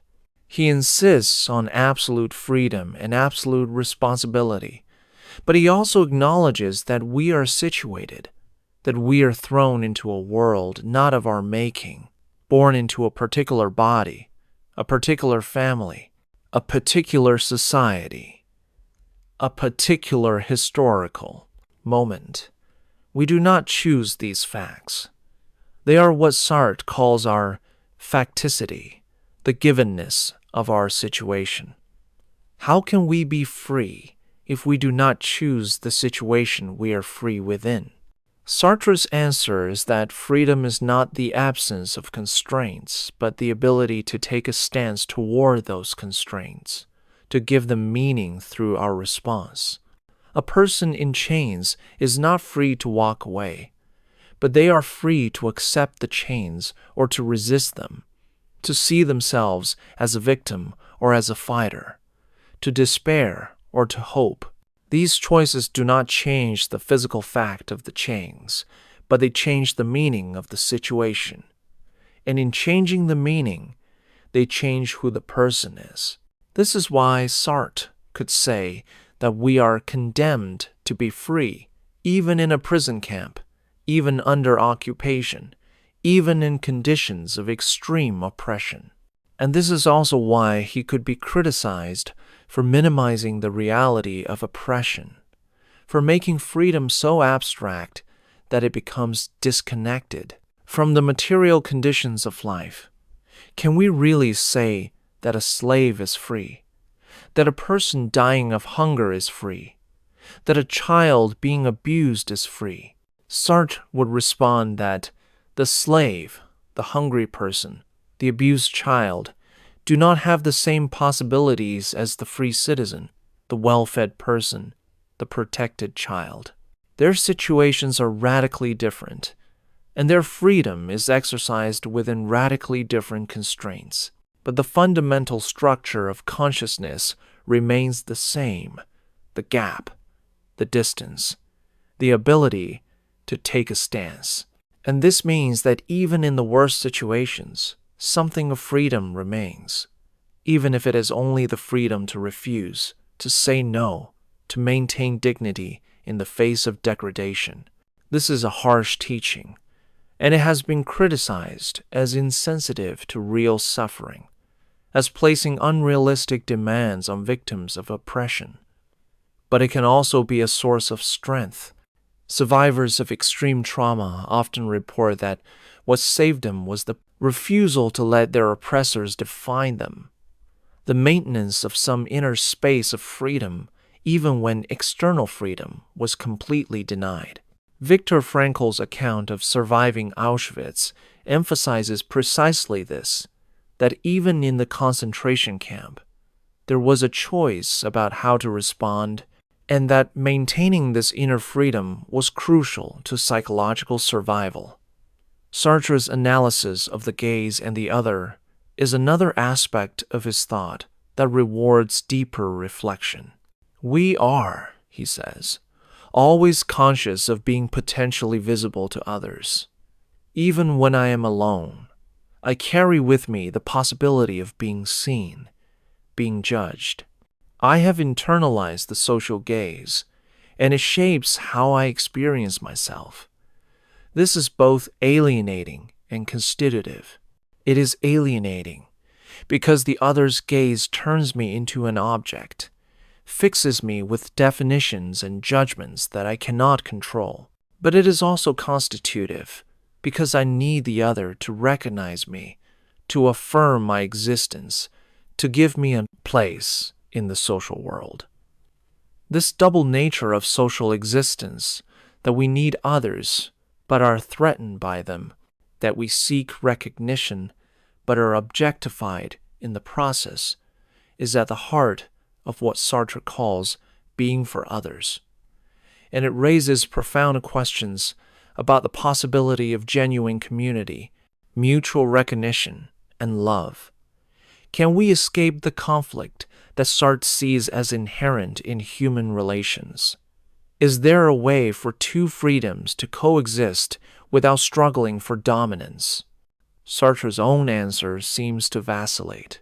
In being and nothingness, the emphasis is on conflict, on the impossibility of fully mutual recognition, because each consciousness is trying to maintain its own subjectivity while reducing the other to an object. But in his later work, particularly in his political writings, Sartre seems to allow for the possibility of solidarity, of collective projects, in which individuals recognize their interdependence and work together toward shared goals. Perhaps the key is to recognize that while conflict is always a possibility in human relations, it is not a necessity. When I relate to another person in bad faith, when I am trying to use them for my purposes, or when I am trying to fix them with a definition that serves my needs, then conflict is inevitable. But if I can relate to the other in a way that respects their freedom, that sees them as a center of agency and meaning-making like myself, then perhaps a different kind of relationship becomes possible.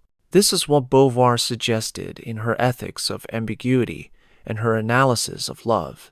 Authentic love is possible if both partners recognize each other as free, if they support each other's projects rather than trying to possess each other. Love is not a fusion, not a becoming one, but a relation between two freedoms who choose to share their lives while maintaining their independence. This is a demanding vision of love, and it is not what most people mean by the term. Most people in love want security, want to know that the other will not leave, want to feel that they possess something permanent. But Sartre and Beauvoir insisted that this desire for security is a form of bad faith, an attempt to turn the other into a thing, a stable possession. True love must accept the freedom of the other, which means accepting that they could, in principle, leave, that their love is always a choice, renewed or withdrawn in each moment. This vision of love can seem cold, too intellectual, too focused on autonomy, and not enough on connection. But perhaps it is actually more honest than the romantic myths we usually tell ourselves. Perhaps it acknowledges the real vulnerability and risk of love, the fact that we are separate beings who can never fully know each other, who must always choose to be together, and that this choice is meaningful precisely because it is free. Sartre's political engagements raise questions about the relationship between theory and practice, between philosophy and action. Can a philosophy of radical individual freedom ground a politics of collective liberation? Sartre tried to answer this question by arguing that my freedom is inextricably linked to the freedom of others. If I'm to be free, I must also will the freedom of others, because my freedom is always exercised in a social world, among other freedoms. A society structured around oppression and exploitation limits everyone's freedom, including the oppressors, because it forces people into roles of dominator and dominated, corrupting authentic human relationships. This argument is appealing, but it also raises difficulties. In practice, my immediate interests may conflict with others' freedom.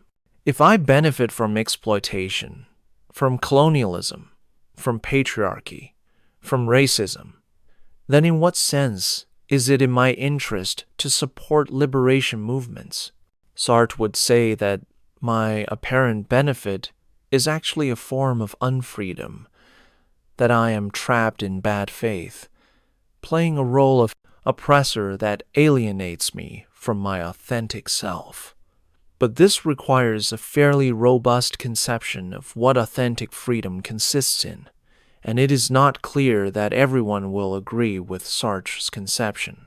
Nevertheless, Sartre's insistence on engagement, on taking responsibility for the political and social world we inhabit, remains powerful. It is not enough, he argues, to focus on one's individual life, one's private projects, and ignore the larger structures of injustice. Such a stance is itself a choice, a decision to value one's own comfort over others' freedom, and it carries ethical weight. The intellectual, the artist, the privileged person has a particular responsibility to use their position to support liberation, to speak truth to power, to refuse complicity. Sartre's life can be seen as an extended experiment in living according to this principle. He did not retreat to academic philosophy, but engaged constantly with public issues, used his fame to amplify marginalized voices, risked his safety and reputation for causes he believed in. He was not always right, and his judgments were sometimes clouded by ideological commitments. But he was trying, always trying, to live authentically, to take responsibility, to be faithful to his philosophical convictions. In the realm of psychology and therapy, Sartre's influence has been both profound and subtle. Existential therapy does not offer techniques or protocols in the way that cognitive behavioral therapy or psychoanalysis might. Instead, it offers a philosophical framework for understanding human suffering and a set of values, authenticity, responsibility, freedom, meaning-making that guide the therapeutic encounter. The existential therapist sees the patient not as a bundle of symptoms to be fixed, but as a person facing the fundamental challenges of existence. Anxiety is not necessarily pathological. It may be an appropriate response to recognizing one's freedom and responsibility. Depression may reflect a genuine meaninglessness in one's life, not just a chemical imbalance. The task of therapy is not to eliminate these experiences, but to help the person face them, understand them, and choose how to respond. This approach can be deeply empowering.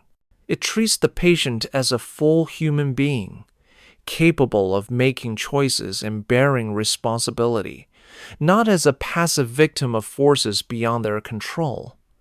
But it can also be challenging, even harsh. To tell someone who is suffering that they are responsible for how they respond to their suffering can sound like blaming the victim.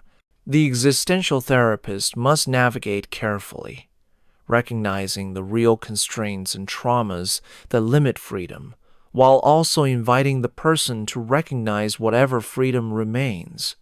Sartre's concept of the project is particularly useful therapeutically. A project is a commitment, a direction, a way of organizing one's choices around some goal or value.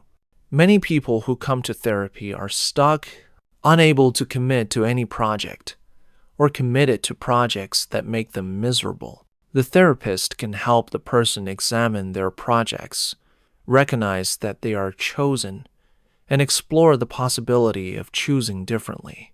For example, someone might be living according to a project of pleasing others, of always being good, of avoiding conflict. This project may have made sense at some point, may have been adaptive in their family of origin, but it is now causing suffering. The therapist can help the person see that this is a project they have adopted, not an essence they were born with, and that they can, in principle, choose a different project, perhaps a project of self-expression or authenticity, or pursuing their own values, even at the cost of others' disapproval. The process of therapy itself can be understood as a project of self-creation. The person in therapy is actively working to understand themselves differently, to create new meanings, to develop new ways of being. This is not a passive process of having something done to them, but an active engagement, a taking of responsibility for who they are becoming. Sartre's insistence that the self is not a substance but a project, not a thing but a process, aligns with much contemporary thinking in psychology and neuroscience. The idea of a fixed, unchanging self has been challenged from many directions. We now understand that personality is more fluid than once thought, that people can and do change throughout their lives, that the brain remains plastic and capable of forming new patterns. Sartre's philosophical insights, arrived at through phenomenological reflection, resonate with these scientific findings. And yet, there's also something in Sartre's vision that resists reduction to science. For Sartre, consciousness is not just another natural phenomenon to be explained by brain processes. Consciousness is what makes meaning, what constitutes a world, what creates the very questions that science asks. This is not to deny that consciousness depends on the brain, that it is affected by neurochemistry and neural structures, but it is to insist that consciousness cannot be reduced to these physical processes, that first-person experience has a reality and a structure that cannot be fully captured by third-person scientific description. This is a controversial claim, and it places Sartre in the tradition of phenomenology that insists on the irreducibility of subjective experience. From this perspective, the task is not to explain consciousness away, but to describe it carefully, to articulate its structures, to honor its reality. This is what Sartre attempted in Being and Nothingness, and in his other phenomenological writings, a painstaking description of how consciousness actually operates, how it intends objects, how it experiences time, how it relates to others, how it constitutes a world. There is something deeply respectful in this approach, a refusal to dismiss the lived experience of human beings in favor of abstract theories or reductive explanations. And this respect extends to therapy and to ethics. If we take consciousness seriously, if we honor the subjective experience of persons, then we cannot treat people as mere objects to be manipulated, fixed, or controlled. We must engage with them as subjects, as centers of experience and agency, as freedoms. This brings us back to the central ethical demand of Sartre's philosophy: recognize freedom in yourself and others, and act accordingly. Do not hide behind roles, rules, or determinisms. Take responsibility for your choices. Commit to projects that express your values. Support the freedom of others, recognizing that their liberation is bound up with your own. Live authentically, which means living with awareness of your freedom and the weight of your responsibility. This is an austere ethic, demanding and uncompromising. It offers no comfort, no reassurance, no easy answers. It confronts us with the hard truth that we are alone in our responsibility, that no God or nature or society can bear the weight for us. And yet, there is also something exhilarating in this teaching. If we are truly free, if we are not determined, if we can always, in principle, choose differently, then hope is always possible.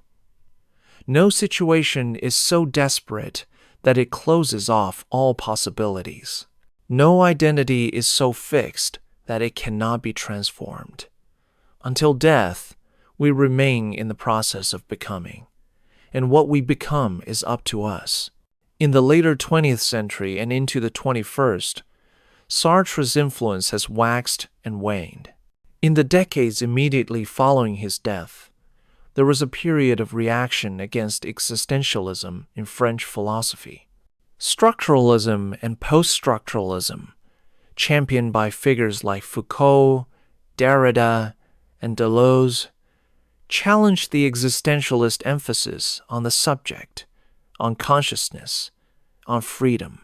These thinkers argued that the subject itself is a construct, produced by language, power, and social structures. The autonomous, freely choosing individual that Sartre championed was, in their view, an illusion, a product of modern ideology. But more recently, there has been renewed interest in existentialism and in Sartre specifically. Perhaps this is because the questions he raised have not gone away.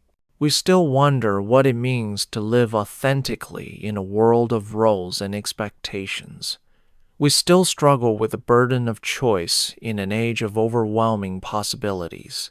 We still face the challenge of creating meaning in a universe that offers no inherent purpose.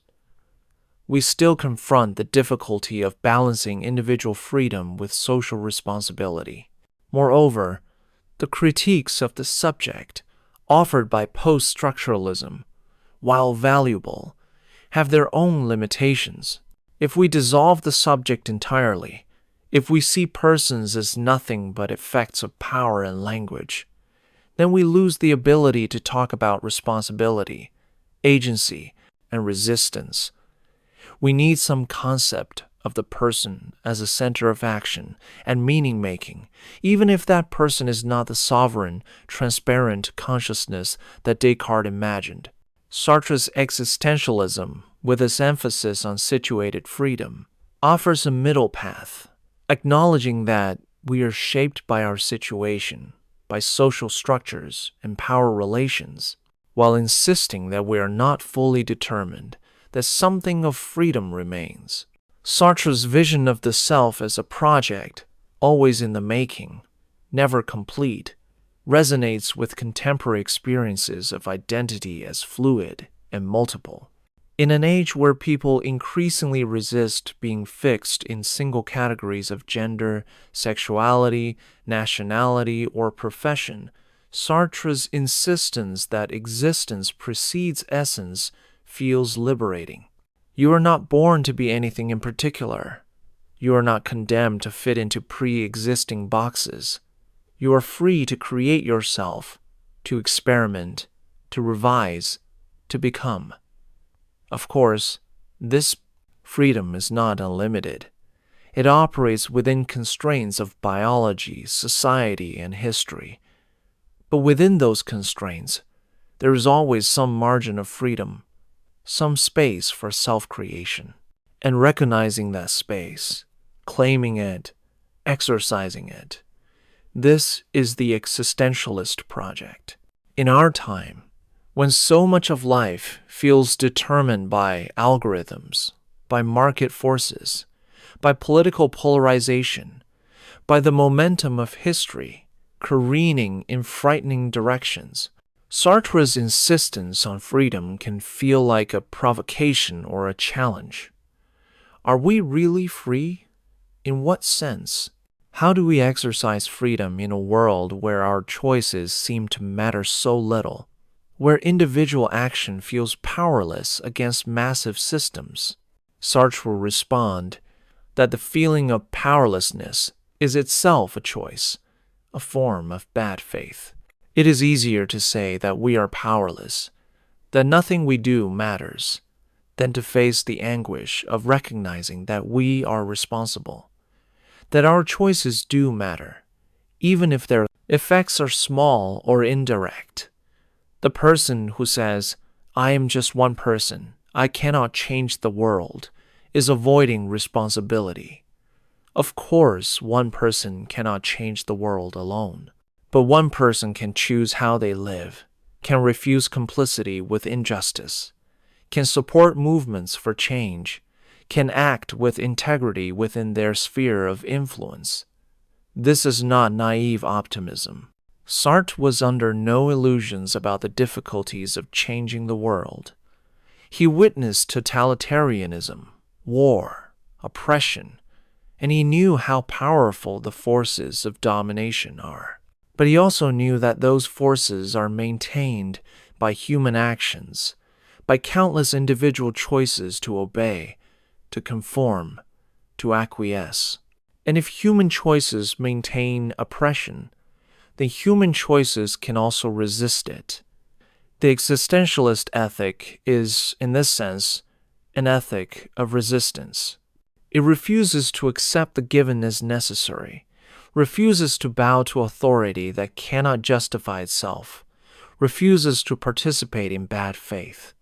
It is an ethic for those who will not be complicit, who insist on taking responsibility even when it would be easier not to, who commit to freedom even knowing that freedom is a burden. But there is also, in Sartre, a profound humanism, despite the bleakness of much of his analysis. Humanism, for Sartre, does not mean believing that humans are inherently good or noble. It means recognizing that humans are the source of all meaning and value, that there is no meaning or value beyond what we create. This is both terrible and wonderful. Terrible, because it means we are alone, without guarantees, without cosmic support. Wonderful, because it means that human life is entirely up to us, that we can shape it, that we are not puppets of gods or nature or fate. In his lecture, Existentialism is a Humanism, Sartre defended his philosophy against the charge of nihilism by arguing that existentialism is the only philosophy that takes human dignity seriously. It does not see humans as puppets, as animals driven by instinct, as machines determined by conditioning. It sees humans as creators, as beings who make their own meaning, who bear responsibility, who transcend the given toward the possible.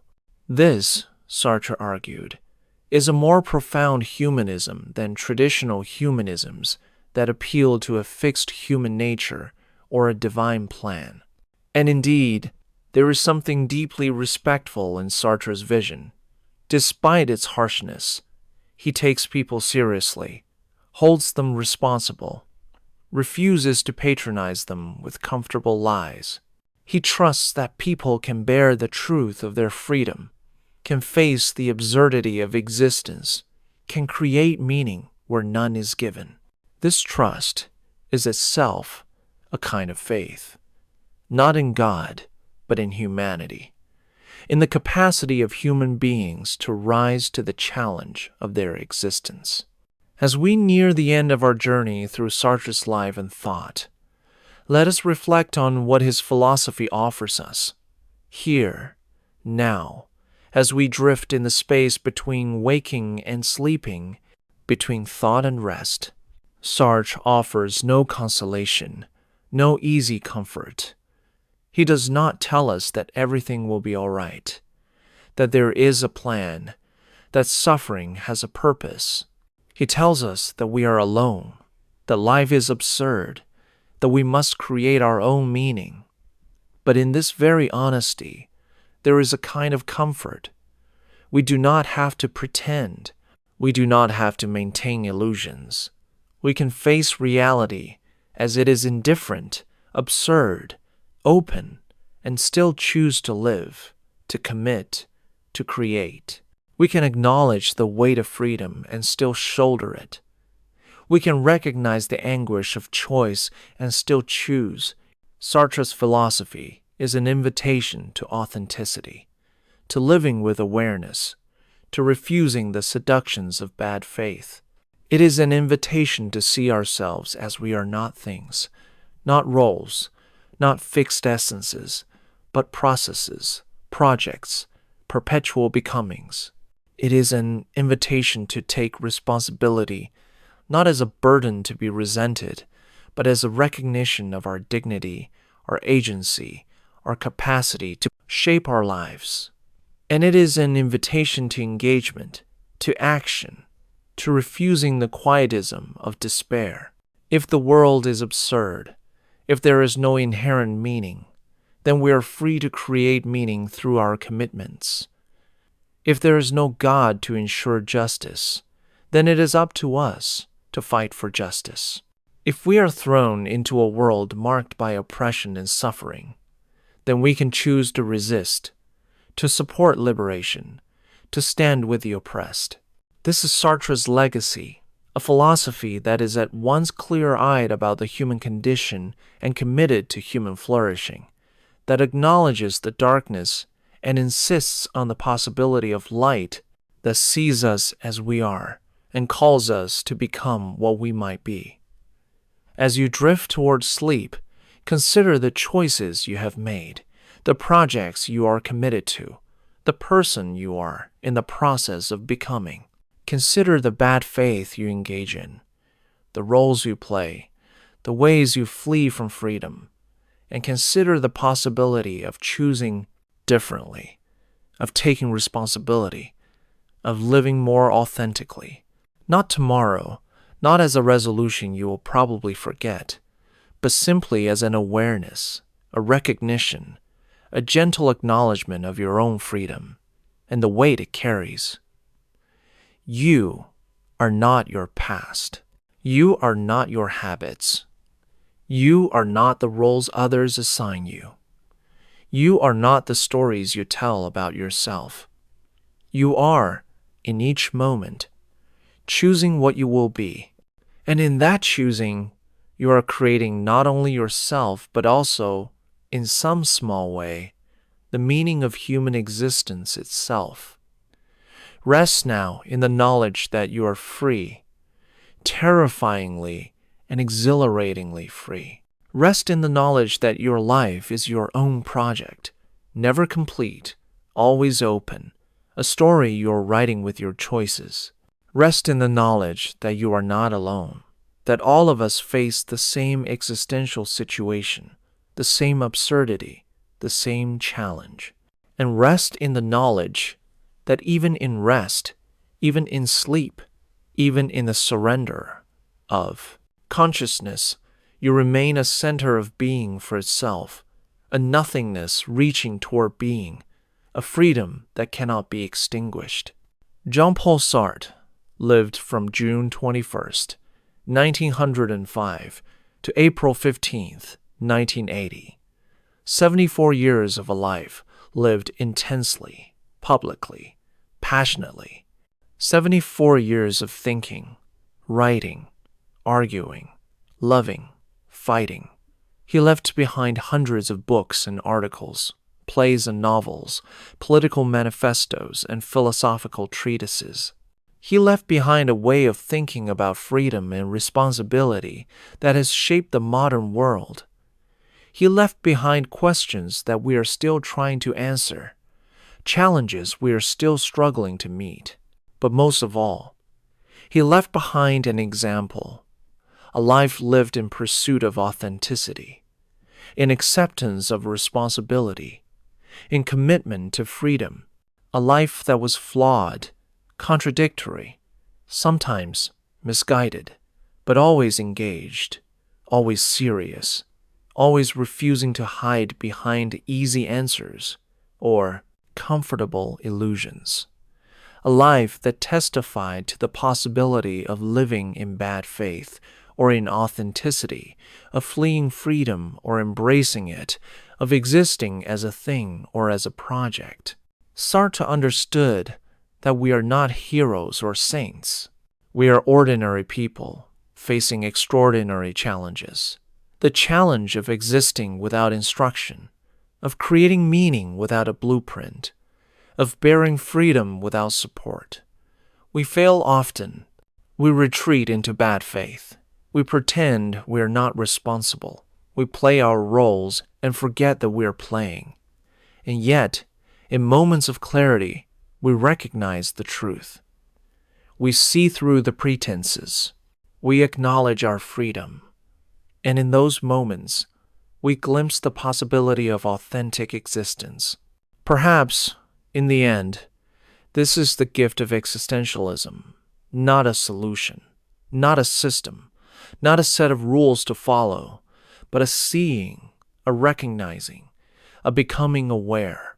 Existentialism does not tell us what to do, but helps us see that we are doing, that we are choosing, that we are responsible. It removes the veils, strips away the illusions, and shows us the bare structure of our existence, consciousness and freedom, facticity and transcendence, being and nothingness.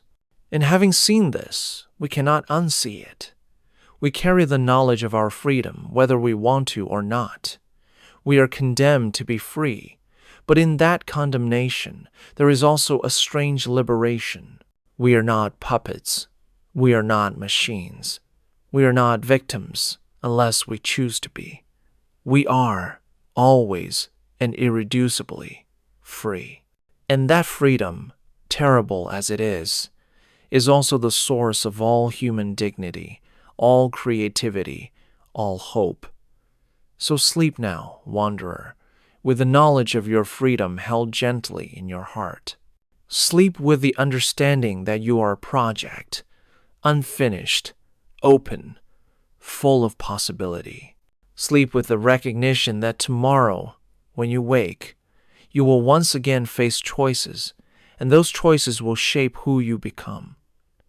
Sleep with the confidence that you are equal to this challenge, that you have within you the capacity to live authentically, to take responsibility, to create meaning in an absurd world. Sartre would not promise you peace or certainty or salvation, but he would remind you of your freedom, of your dignity, of your capacity to transcend the given and reach toward the possible. He would challenge you to stop playing roles and start choosing consciously. He would call you to engagement, to responsibility, to the difficult work of living in truth. And in the quiet of this moment, as your thoughts slow and your body settles into rest, perhaps you can glimpse what Sartre saw, that we are nothing but what we make of ourselves, that existence is a perpetual project of self-creation, that in every moment we are choosing, and in that choosing we are free. The night embraces you now, and the world fades to a gentle darkness. The questions remain, they always remain, but they can wait. For now, there is only the soft rhythm of breath, the letting go of thought, the drift into dreams where the self dissolves and reforms, where consciousness plays with possibility, where freedom exercises itself in images and stories that have no weight, no consequence, no binding reality. And yet, even in dreams, something persists, the irreducible nothingness at the heart of consciousness, the gap that separates you from yourself, the freedom that cannot be extinguished. Even in sleep, you are not a thing. Even in rest, you are a project, a process, a becoming. Sleep well, fellow traveler in this strange and wonderful existence.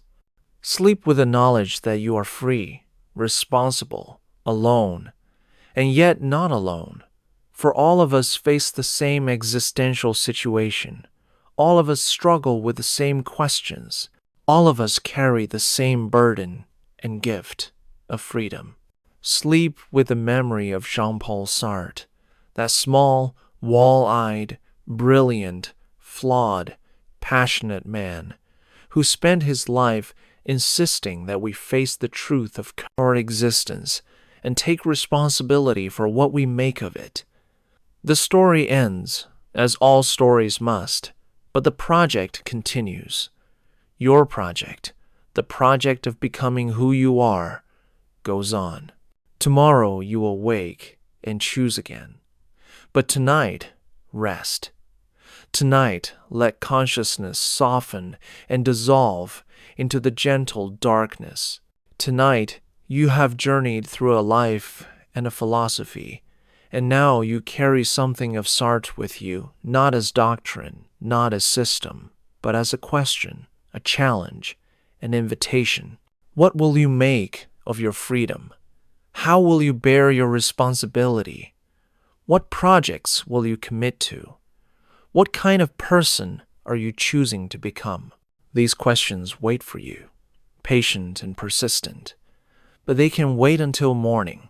For now, there is only the peace of knowing that you are free, the comfort of recognizing that your existence precedes your essence, that you are not what you have been, but what you choose to be. The words fade now into silence, the silence that preceded all words, the silence from which consciousness emerges and to which it returns. In that silence, nothing and everything coexist. Being and nothingness dance their eternal dance. And you, consciousness, freedom, project, rest in the between space, neither fully being nor fully nothing, but something strange and miraculous of being for itself, a nothingness reaching toward being, a freedom that can never be a thing. Sleep now in the embrace of existential truth, in the recognition of your freedom, in the acceptance of your responsibility, in the peace of knowing that you are, always and irreducibly, the author of your own existence. Sleep, and in sleeping, prepare for the waking that will come, for the choices that await, for the ongoing project of creating yourself in a world without inherent meaning, in a universe that does not care, among other freedoms like yourself, all of us fumbling toward authenticity, all of us bearing the beautiful burden of being human. Good night, seeker of truth. Good night, carrier of freedom. Good night, fellow traveler in the vast adventure of existence. May your dreams be gentle, and may you wake ready to choose again, to commit again, to bear again the weight and wonder of your freedom. The story of Jean-Paul Sartre ends, but your story continues. Make it a good one, whatever that means to you. For in the end, or rather, in the endless middle where we live, you alone can decide what good means, what your life is for, who you choose to be. The silence deepens. The darkness is complete. And in that darkness, consciousness flickers and dims, not extinguished, but resting, gathering itself for another day of freedom, another day of choice, another day of creating meaning in the absurd, another day of being human, which is to say, another day of being condemned to be free. Rest now. Rest in freedom. Rest in the knowledge that existence precedes essence, that you are a project, that you are responsible, that you are free. Rest, and let these truths settle into your bones, into your heart, into the very structure of your being for itself. Rest, knowing that Sartre's words, Sartre's life, Sartre's philosophy have something precious to offer. Not answers, never answers, but a seeing, a recognizing, a bringing to light of the strange truth of what we are. We are consciousness. We are freedom. We are nothingness reaching toward being. We are projects without blueprint, existing without essence, choosing without guarantee. We are human, and that is enough. That is everything. That is the whole strange, terrible, wonderful story. Sleep well.